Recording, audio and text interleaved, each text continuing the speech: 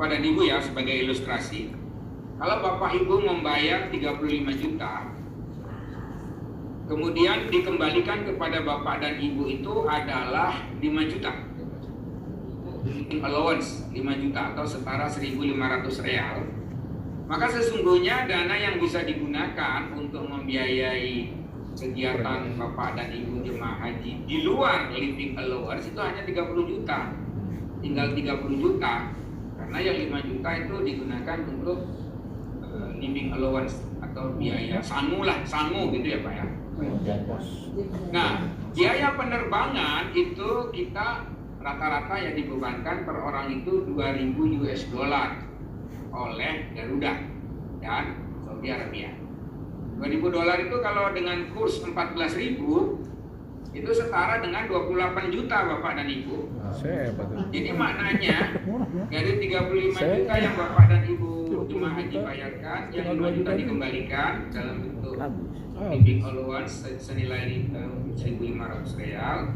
Yang 30 juta sisanya itu 28 juta untuk tiket penerbangan pergi dan pulang. Jadi tinggal 2 juta sisanya.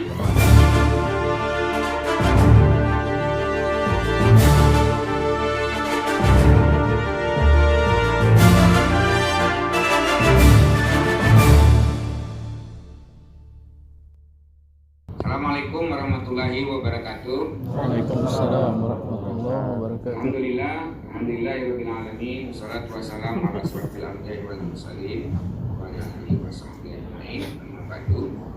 Yang kami hormati Bapak Haji Iib Miftahul Khairi, anggota DPR RI Komisi 8 daerah pemilihan Banten dan sekitarnya. Kami hormati Bapak Moderator, Bapak Waiduri. Kami hormati Pak Iskandar, anggota Badan Pelaksana BPKH. Kami hormati Bapak dan Ibu sekalian, hadirin dan hadirat, para tokoh masyarakat, para ulama, para kiai yang hadir di acara rapat. Pertama sekali kita panjatkan puji syukur kehadiran Allah Subhanahu wa taala atas limpahan rahmat dan karunia-Nya. Kita diberi nikmat sehat dan kelapangan waktu sehingga bisa bertemu pada sore hari ini dalam acara silaturahim sekaligus diseminasi pengawasan keuangan haji yang walaupun karena berbagai keterbatasan, utamanya karena masalah pandemi ini ya, dan juga kebetulan kami sendiri juga baru pulang dari Surabaya sehingga tidak ngejar kalau ke Banten, sehingga kita pertemuannya tidak bisa dalam satu majelis yang utuh, melainkan dibantu dengan alat teknologi daring ya, Zoom. Namun kami berharap walaupun kita tidak langsung bertemu dalam satu majelis yang utuh, majelis fisik yang bertemu di satu ruangan, tidak akan mengurangi suasana silaturahim dan komunikasi kita pada sore hari ini. Lebih dan kurangnya apabila nanti ada penyampaian-penyampaian yang karena keterbatasan sarana fisik dan komunikasi ini, apabila ada yang kurang berkenan mohon dimaafkan. Bapak dan Ibu sekalian, wabil khusus Bapak Iib Miftahul Khairi, izinkan kami untuk memulai pemaparan dengan agenda sebagai berikut dari materi kami ini. Silakan. Yaitu yang pertama agendanya itu adalah ta'aruf ya. Ta'aruf ini kami memperkenalkan keberadaan dari BPKH karena sebagai sebuah organisasi yang baru, di mana menjadi pemahaman kita bersama bahwa BPKH ini dibentuk berdasarkan Undang-Undang Nomor 34 Tahun 2014, di mana pertama sekali dihidupkan BPKH itu adalah tahun 2017, tepatnya pada tanggal 14 Juni 2017, ketika kami sebagai pengurus baik Dewan Pengawas maupun Badan Pelaksana itu menerima surat keputusan Presiden tentang pengangkatan kami sebagai pengurus di BPKH, yaitu nomor 74B tahun 2017 tanggal 7 Juni tahun 2017. Nah, pengangkatan kami sebagai pengurus ini, baik Dewan Pengawas maupun Badan Pelaksana, itu diawali dengan kegiatan seleksi yang dilakukan oleh panitia seleksi yang dibentuk oleh Presiden. Nah, jadi setelah dimulainya kami waktu itu dengan direkrut diumumkan penerimaan calon pengurus itu bulan November tahun 2016, dan setelah melalui serangkaian seleksi yang harus diikuti sampai dengan di akhirnya kami menerima keputusan bahwa kami adalah yang diputuskan untuk masuk. Kemudian kami dilantik di Istana Negara itu tanggal 26 Juli tahun 2015, di mana masing-masing kami menandatangani berita acara. Pak, kalau ada yang ini. Nah, kami saat ini ya Dewan Pengawas ada 7 orang dan Badan Pelaksana juga ada 7 orang. Salah satu Dewan Pengawas adalah saya sendiri yang nomor 5 itu Pak Suhaili Setiadi dari unsur masyarakat. Yang 6 lagi itu ada 2 yang dari unsur pemerintah, yaitu Pak Hasan Fauzi dari Departemen Agama dan Bapak Muhammad Hatta itu dari Departemen Keuangan. Sedangkan yang nomor 1 Pak Yuslan Fauzi sebagai ketua, kemudian Pak Marsudi Surut, yang nomor 4 saya sendiri nomor 5, nomor 6 Pak Ahyar Adnan, dan nomor 7 Pak Abdul Hamid Paku. Kami berlima adalah unsur masyarakat. Maknanya kami dipilih mewakili masyarakat, mengingat memang keuangan haji ini adalah milik publik. Dan Badan Pelaksana ada 7 orang dan salah satunya adalah Pak Iskandar Zulkarnain yang saat ini juga nanti akan memberikan materi. Lanjut.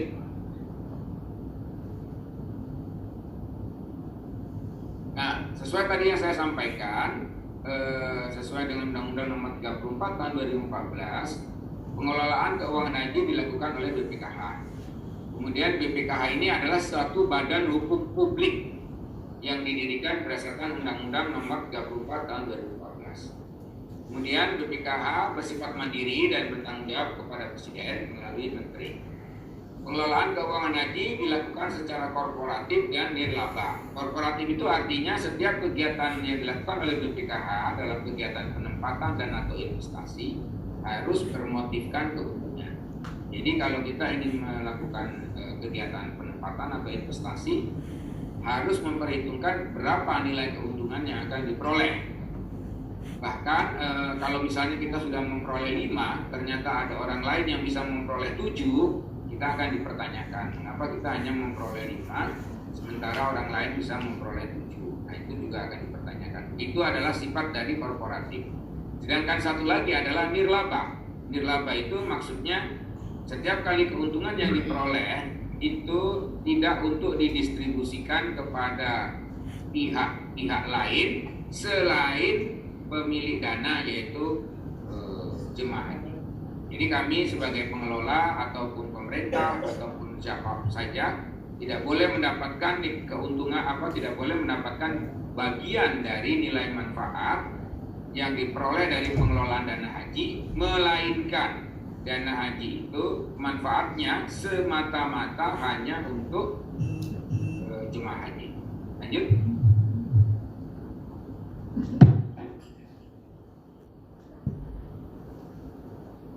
Nah, di sini diatur di pasal 22 dan PPP pasal 2 itu mengenai apa-apa saja yang dilakukan oleh BPKH meliputi penerimaan, pengembangan, pengeluaran, dan pertanggungjawaban keuangan haji. Nah, ini meliputi beberapa fungsi yang sudah lazim, ada perencanaan dan selanjutnya. Lanjut.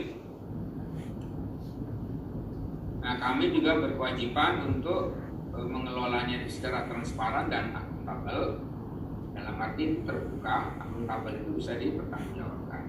Kami harus menyampaikan informasi melalui berbagai media tentang kinerja keuangan haji, dan untuk keperluan itu kami juga memiliki website yang bisa diakses setiap saat untuk berbagai hal informasi yang ingin diketahui oleh publik. Kemudian kami harus melaporkan pelaksanaan keuangan haji itu secara berkala setiap 6 bulan kepada DPR. Kami harus melaporkan kepada Pak Igip di DPR. Dan yang utama juga kami harus membayar nilai manfaat.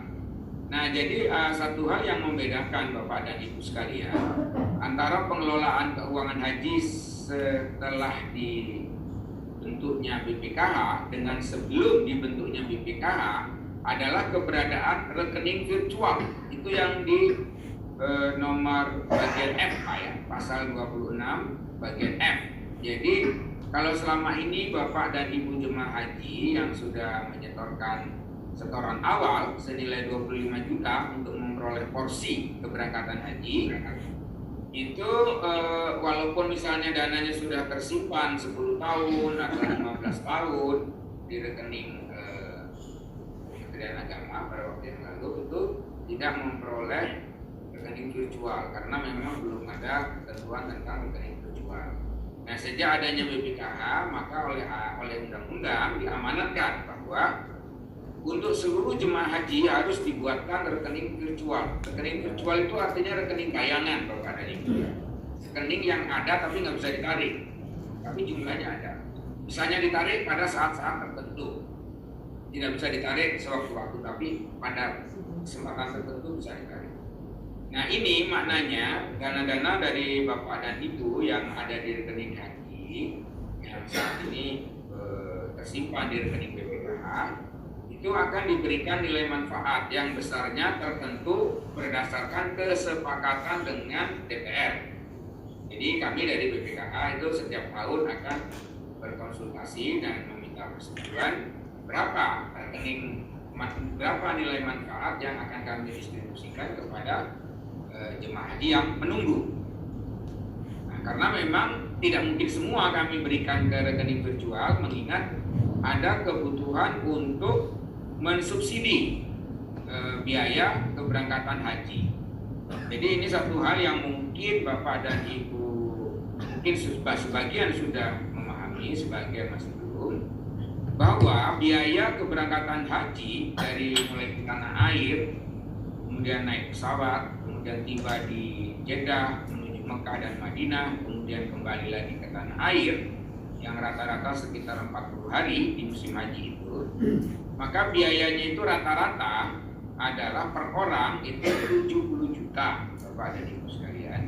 Tetapi yang dibayarkan oleh jemaah haji itu rata-rata 35 juta. Memang ada perbedaan, kalau yang di Indonesia Timur bayarnya lebih mahal, yang di Indonesia bagian barat apalagi yang di Aceh itu lebih rendah karena memang perbedaan biaya transportasi penerbangan. Tetapi rata-rata itu adalah 35 juta. Jadi dengan demikian sesungguhnya biaya haji itu bagi setiap orang yang berangkat itu mendapatkan subsidi. Kalau 35 juta setorannya itu dianggap 100%, ya nanti disubsidinya juga 100%. Tapi kalau dianggap 70 juta itu adalah biaya penuh, 50 juta itu 35 juta adalah 50%-nya, maka subsidinya juga 50% dari 70 juta. Nah, itulah yang menjadi pembeda utama dari pengelolaan setelah ada BPKH dengan sebelum ada BPKH. Lanjut. Nah, di dalam ketentuan Undang-Undang Nomor 34 tahun 2014 disebutkan memang ada organ Dewan Pengawas dan ada organ Badan Pelaksana. Dewan Pengawas memiliki fungsi pengawasan terhadap pengelolaan keuangan haji. Nah, memiliki tugas untuk menilai atas rumusan kebijakan, rencana strategis, rencana kerja, anggaran tahunan, kemudian melaksanakan pengawasan. Jadi pertama menilai atas rumusan kebijakan dan rencana strategis serta RKAT. Yang kedua melaksanakan pengawasan dan pemantauan. Dan yang ketiga memberikan pertimbangan terhadap pelaporan dan kinerja dari keuangan. Lanjut. Nah, satu hal juga yang memberikan pembedaan utama dari undang-undang ini, yaitu Undang-Undang Nomor 34 tahun 2014 itu, yaitu di pasal 30 dan di Peraturan Presiden pasal 24 dan di Peraturan Pemerintah pasal 42 disebutkan bahwa Dewan Pengawas di dalam melaksanakan pengawasannya ini memiliki wewenang, yaitu pertama memberikan persetujuan atas rencana strategis dan rencana anggaran tahunan. Maknanya apabila badan pelaksana ingin melakukan kegiatan-kegiatan perencanaan yang sifatnya jangka panjang, strategis dan memberikan dampak yang luas, juga rencana rutin anggaran kerja tahunan itu harus mendapatkan persetujuan dari Dewan Pengawas. Juga yang juga penting, yang juga menjadi kegiatan utama dari BPKH, yaitu memberikan persetujuan atas penempatan dan atau investasi keuangan haji. Sebagaimana Bapak-bapak dan Ibu ketahui bahwa tugas utama dari BPKH adalah memang mengelola keuangan haji yang saat ini jumlahnya itu mencapai 140 triliun. Di saat ini jumlah uang haji yang dikelola oleh BPKH itu mencapai 140 triliun, dan itu harus diproduktifkan, harus dikelola dengan baik untuk mendapatkan nilai manfaat. Nah, pada tahun lalu nilai manfaat yang diperoleh itu sekitar 7,2 triliun. Nah, kami dari Dewan Pengawas diberikan wewenang oleh undang-undang untuk menilai dan juga memberikan persetujuan. Jadi sebetulnya kalaupun kami memberikan persetujuan, itu adalah bagian dari pengawasan. Artinya pengawasan aktif ya, bukan pengawasan pasif. Lanjut. Nah, ya oke, pengelolaan. Jadi keuangan haji ini adalah semua hak dan kewajiban pemerintah. Jadi maknanya dana haji ini setelah masuk di BPKH itu dianggap sebagai kewajiban dari pemerintah yang terkait dengan penyelenggaraan ibadah haji. Maknanya juga ini adalah semua kekayaan yang ada di BPKH itu juga menjadi hak dan kewajiban pemerintah, baik yang bersumber dari jemaah ataupun sumber lain yang sah dan tidak mengikat. Nah, ini maknanya dana di BPKH itu bisa bersumber dari jemaah haji atau dari pihak-pihak lain yang sah dan tidak mengikat, bisa dari dana wakaf, bisa juga dari dana hibah atau dana-dana lain yang memungkinkan diterima oleh BPKH. Lanjut. Nah, ini asasnya. Jadi BPKH itu prinsipnya itu nomor satu adalah syariah. Jadi seluruh pengelolaan keuangan haji yang dilakukan oleh BPKH adalah berbasis syariah. Jadi kalau kami pun ingin menempatkan dana di perbankan atau di lembaga keuangan yang lain, maka lembaga perbankan itu harus perbankan syariah dan lembaga keuangan lainnya pun harus juga berbasis syariah, baik di pasar modal ataupun di kegiatan lainnya. Termasuk ketika kami misalnya akan berinvestasi kepada surat berharga negara, maka itu juga harus surat berharga negara yang berbasis syariah. Kemudian harus dilakukan secara hati-hati dan berdasarkan nilai manfaat yang optimal, nirlaba, transparan, dan lanjut. Nah, ini adalah jenis-jenis penerimaan yang bisa diterima, yaitu setoran DPIH, BPIH khusus. BPIH khusus ini yang untuk haji plus Pak ya. Dan nilai manfaat, jadi ada dari pengelolaan itu ada yang diterima, kemudian dana efisiensi. Apabila ada penyelenggaraan ibadah haji yang memperoleh keuntungan, itu akan dana efisiensinya dimasukkan ke BPKH.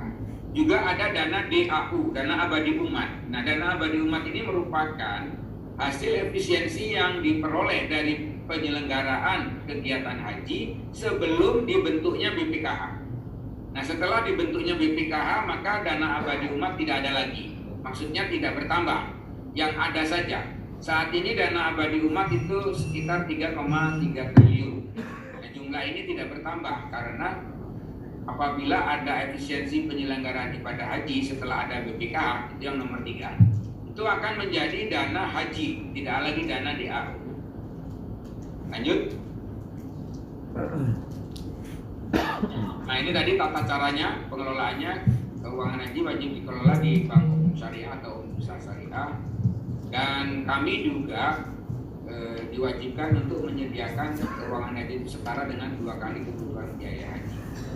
Jadi kami tidak boleh seluruhnya itu diinvestasikan dalam investasi yang misalnya sulit untuk sewaktu-waktu diperoleh. Karena kami harus menyediakan likuiditas itu 2 kali biaya penyelenggaraan ibadah haji. Nah, sebagai informasi, setiap kali saat ini biaya yang diperlukan untuk sekali penyelenggaraan ibadah haji itu sekitar 14 triliun.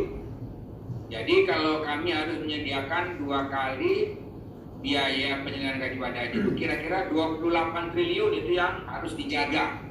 Dijaga dalam arti setiap saat diperlukan harus tersedia. Itu yang dikelola juga oleh Pak Iskandar. Lanjut. Nah, ini tadi salah satu yang tadi saya sudah sebutkan, rekening virtual. Jadi memang kami di BPKH ini wajib menyediakan rekening virtual untuk setiap jemaah haji yang mampu dan wajib diisi. Nah, berapa jumlah yang akan diisi itu setiap tahun dikonsultasikan dengan DPR, dengan Bapak Igib dan kawan-kawan di DPR. Sebagai informasi untuk tahun 2019 itu nilai virtual account yang dibagikan ke masing-masing jemaah itu totalnya sekitar, nanti Pak Iskandar boleh menambahkan ya kalau ada ya, itu sekitar 1,2 triliun ya Pak Iskandar ya. Ya, betul. Ya, sekitar itu yang dibagikan. Sedangkan yang selebihnya itu digunakan untuk anggaran subsidi jemaah haji ya kan. Lanjut. Ya, landasan pengawasan. Landasan pengawasan itu dilakukan berdasarkan Undang-Undang Nomor 34 Pasal 54. Pengawasan terhadap BPKH dilakukan secara internal dan eksternal. Pengawasan internal dilakukan oleh Dewan Pengawas. Saya salah satunya. Nah, untuk kegiatan pengawasan internal ini kami telah beraudiensi, kemudian membuat MOU, Memorandum of Understanding, dan juga kerjasama dengan para pihak yang lain, yaitu seperti KPK. Kami ada kerjasama dengan KPK, ada dengan Kejaksaan Agung, Mahkamah Agung, PPATK yaitu Pusat Pelaporan dan Analisis Transaksi Keuangan, juga dengan Komite Nasional Kebijakan Governance (KNKG), juga dengan Badan Pemeriksa Keuangan. Jadi Bapak dan Ibu, keuangan haji ini diaudit oleh BPK, Badan Pemeriksa Keuangan, karena Badan BPKH ini merupakan salah satu lembaga yang masuk kepada lembaga negara, jadi diperiksa oleh BPK. Dan juga kami menjalin kerjasama dengan Komite Pengawas Haji Indonesia sebelum terbitnya undang-undang tentang PHU, karena setelah ada undang-undang PHU tahun 2019 kemarin, ini KPHI dihapuskan. Kemudian kami juga bekerjasama dengan Kementerian Keuangan. Lanjut. Nah, tadi juga sudah saya sampaikan fungsi pengawasan ini seperti apa. Ini lanjut aja. Lanjut. Nah, ini satu hal yang penting Bapak dan Ibu sekalian, yang juga menjadi hal yang harus kami jaga, yaitu kami sebagai pengawas harus menjaga supaya tidak jatuh kepada ketentuan tanggung renteng pada pasal 53 ini, yaitu anggota BP dan anggota DP bertanggung jawab secara tanggung renteng terhadap kerugian atas penempatan dan atau investasi keuangan haji secara keseluruhan yang ditimbulkan atas kesalahan dan atau kelalaian dalam pengelolaannya. Mungkin tidak salah tapi lalai, itu kena juga Pak. Nah, ini sangat berat sebetulnya Bapak dan Ibu pasal ini, karena namanya kita usaha ya, namanya kita usaha. Kadang-kadang untung, kadang-kadang rugi. Itu adalah memang hukumnya usaha. Tapi di dalam pasal ini kami seolah-olah tidak boleh muncul kerugian. Kalau sampai muncul kerugian, itu akan diperiksa apakah itu karena kesalahan atau karena kelalaian. Mungkin kami tidak salah, tapi kalau lalai kadang-kadang namanya manusia ada lalai ya kan, ada luputnya. Nah, ini juga yang kami terus-menerus melakukan pendekatan ke berbagai pihak untuk bagaimana ini supaya pasal karet ini semacam pasal karet ini supaya tidak menjadi sesuatu yang memberatkan bagi kami sehingga membuat kami tidak leluasa di dalam melakukan kegiatan investasi dan atau penempatan. Memang ada pasal 2-nya yaitu kami dibebaskan dari tanggung jawab atas kerugian apabila bisa membuktikan kerugian tersebut bukan karena kesalahan atau kelalaian. Nah ini yang repot kan. Tidak salah, kalau salah mungkin kami berusaha tidak salah ya. Artinya kan sadar tidak melakukan kesalahan. Tapi kalau lalai ini kan kadang-kadang kita luput ya kan, lewat gitu ya. Nah ini yang sulit ini. Kemudian kami telah melakukan pengelolaan dan pengawasan dengan itikat baik dan hati-hati. Nah ini juga kami harus menunjukkan itikat baik dan betul-betul mengikuti prosedur. Kemudian tidak ada benturan kepentingan dan kemudian kita melakukan tindakan untuk mencegah timbulnya atau berlanjutnya kerugian tersebut. Lanjut. Nah ini merupakan roadmap untuk perkembangan pengelolaan keuangan haji. Nanti mungkin Pak Iskandar bisa menambahkan lanjut.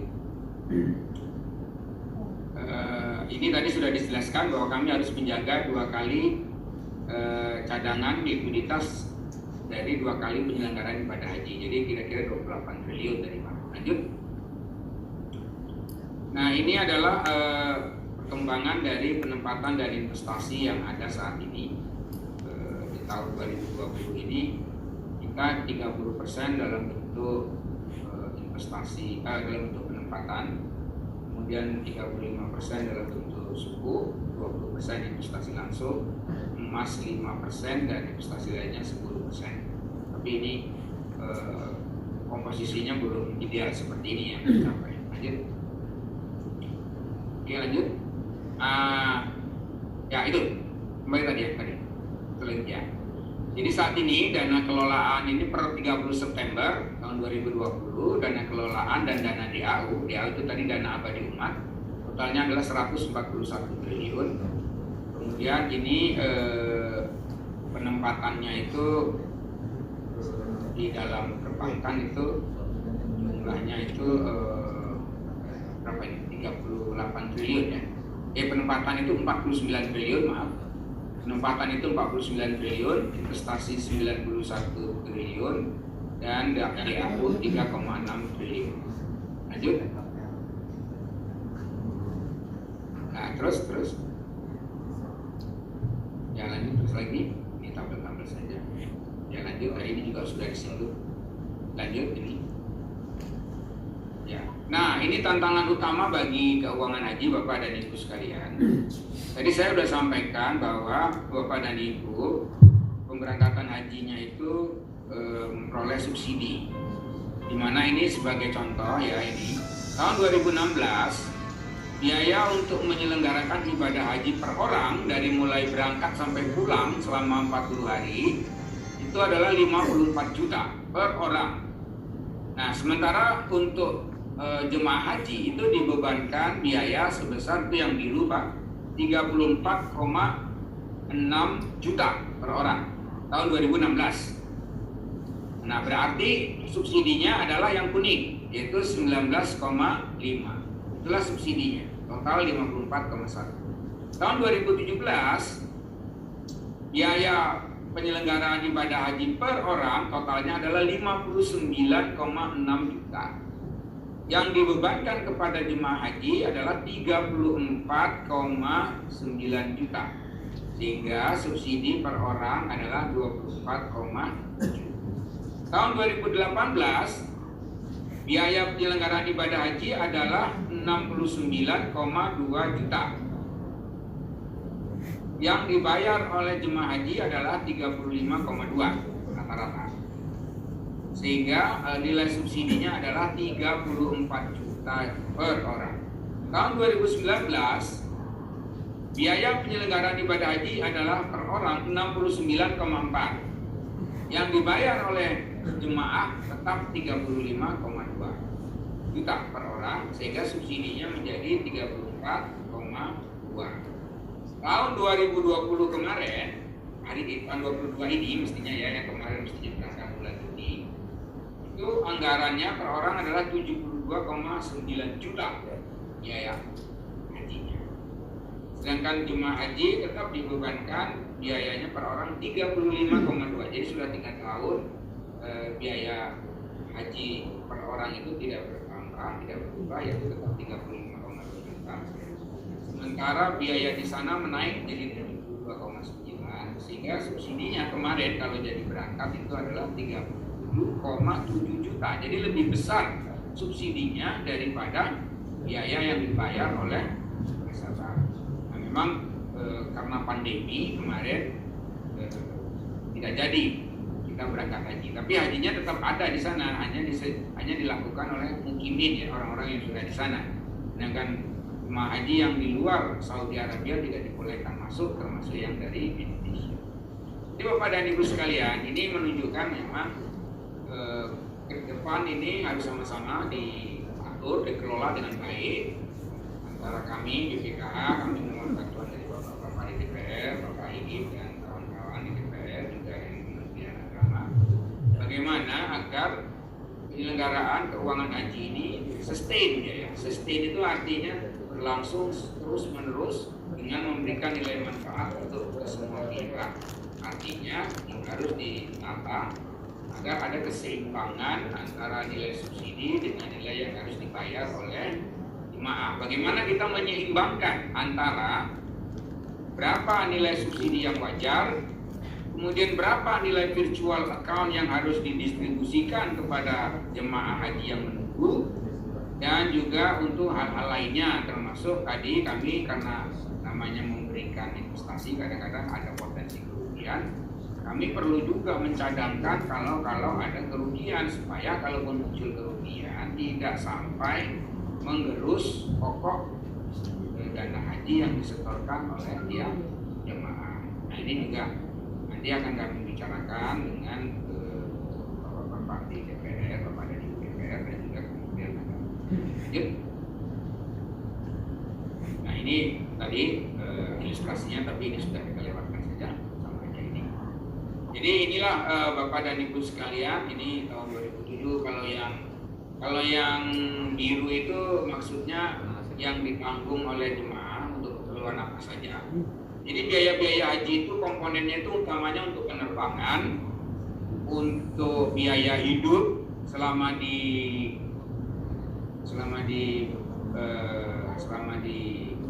Saudi. Kalau tidak keliru itu sekitar 5 juta rupiah atau setara 1.500 real per orang. Itu yang living allowance. Dan juga untuk general service dan sebagainya, ya. Tapi yang utama juga untuk rumah Makkah dan di Madinah, penginapan, ya, dan juga untuk kegiatan transportasi darat.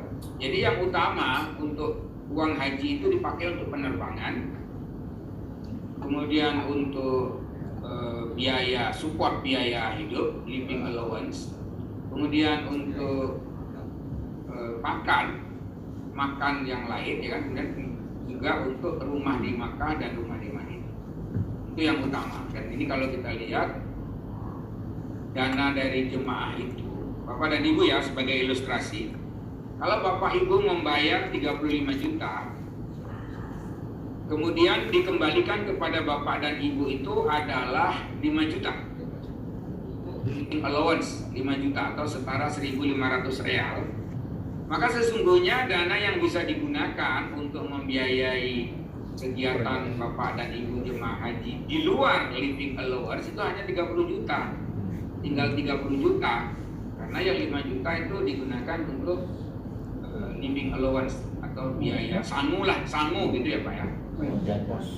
Nah, biaya penerbangan itu kita rata-rata yang dibebankan per orang itu 2.000 US dollar oleh Garuda dan Saudi Arabia. 2.000 dolar itu kalau dengan kurs 14.000 itu setara dengan 28 juta Bapak dan Ibu.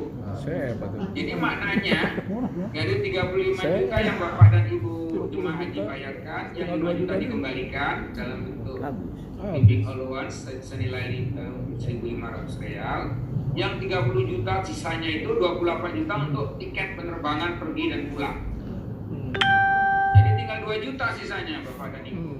Ya, 2 juta itulah yang ditambahkan kepada subsidi untuk tempat tinggal selama 40 hari di Mekah dan di Madinah, dan untuk berbagai kegiatan yang lain yang dari nomor 1 sampai 12 itu.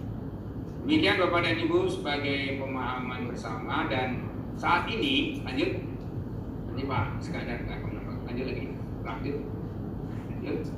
Saya mau melihat Andrea tadi. Ya, terus lanjut. Nah, ini programnya Pak Iskandar ini. Saya mendukung programnya Pak Iskandar karena saat ini lanjut tampil dulu. Lanjut lagi. Nah, ini dia. Penduduk Indonesia itu saat ini ya, ini sekitar 254 juta. Yang Muslim itu ada 221 juta. Kalau dengan menggunakan rumus itu, ya, dengan menggunakan rumus kuota haji itu adalah 1/1000 penduduk. Kuota haji itu 1/1000 penduduk. Jadi untuk 1000 penduduk, kuota hajinya 1 orang. Maka kalau penduduk kita itu 220 juta yang Muslim, berarti kita bisa punya kuota itu sampai dengan 221.000. Nah, saat ini yang mendaftar itu sekitar, ya, kemudian dari jumlah itu ada penduduk yang mampu, ada yang tidak mampu, yang artinya punya kemampuan, karena haji itu harus istitoah, ada yang mampu dan ada yang tidak mampu. Maka berdasarkan ketentuan itu, jumlah penduduk yang memiliki kemampuan haji sehingga wajib haji itu mestinya adalah 13 juta ya, yang belum mendaftar. Jadi ada 4 ditambah 13, 17 juta. Ini masih ada 13 juta yang belum mendaftar. Nah, ini yang mungkin karena berbagai sebab. Karena itulah Pak Iskandar nanti akan memberikan program-program untuk haji selanjutnya. Nah, ini Bapak dan Ibu, nanti Pak Iskandar juga akan lebih menjelaskan bahwa saat ini di antara antrian jemaah haji yang berusia 51 tahun ke atas itu adalah 63%. Maknanya itu adalah risiko tinggi, risti.